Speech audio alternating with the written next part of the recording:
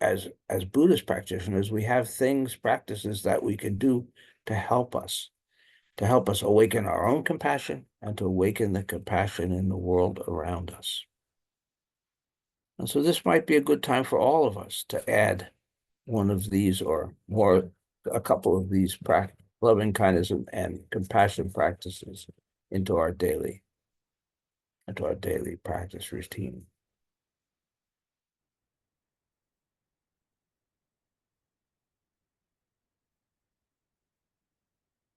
Okay.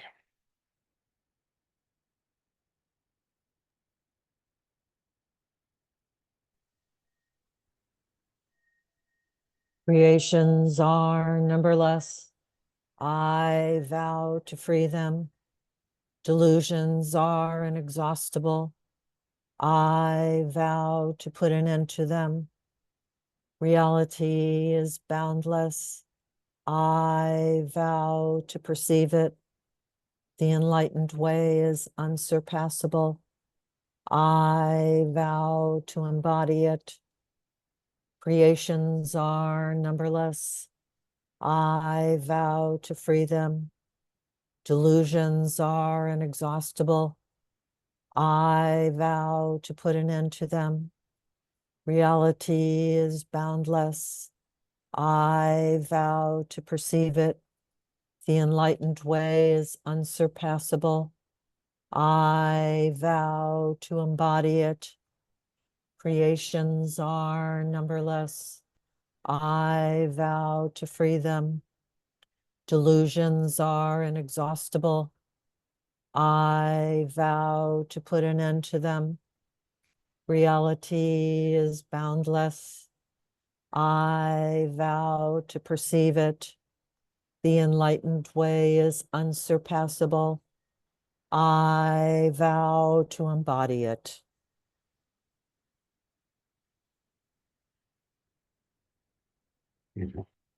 So everybody, thank you for your practice and enjoy your Sunday, I hope.